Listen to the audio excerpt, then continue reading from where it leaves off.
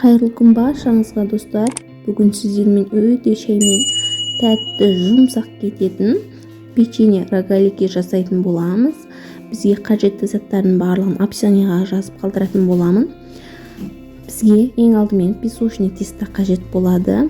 Бізге сливочное масло немесе пампушка да болады.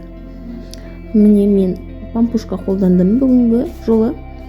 Қамырымызды жақсылап дайындайтын боламыз. Онға жақсылап майымыз езіліп, тура осындай тесто шығатын болады бізде.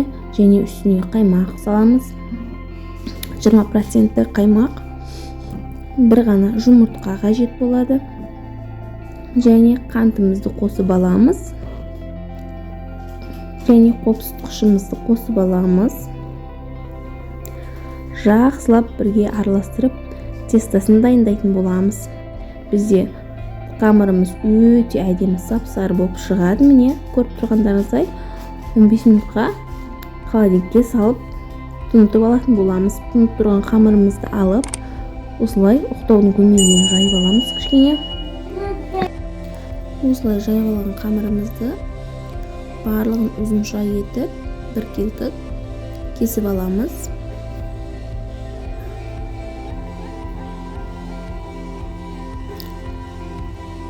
Кесіп алған қамырларымызды төрт-бұрыш етіп, осылай кесіп аламыз.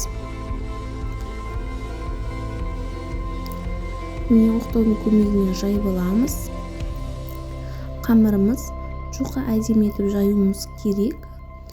Өйткені қырсылдап әдемі хрустящий болып шығатын болады. Жұқалау жайсаңыздар. Міне жайып алған қамырымызға ортасына әртүрлі қоспа қоссаңыз болады. Мен вареники қостым.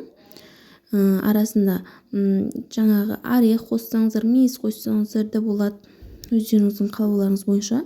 Міне осылай екі жағын бөгіп, ортасына салмасын салып, жақсылап орап шығатын боламыз. Жан-жан орамасаңыздар, сыртына шығып кетуі мүмкін. Жақсылап сол үшін бөгулеріңіз қажет. 180 градусқа пешімізге қойып пісіріп аламыз. Міне дайын болған печенье өте дәмді, көрінісінің өзі керемет болып шығады. Бір жасағаннан да өте керемет болып шығатын печеньеміздің бірі. Міне осы рогалики. Міндетті түрде менің рецептім бойынша жасап көріңіздер. Лайк басып, тіркеліп каналымда қолдауларыңыз білдіріп кетіңіздер достар.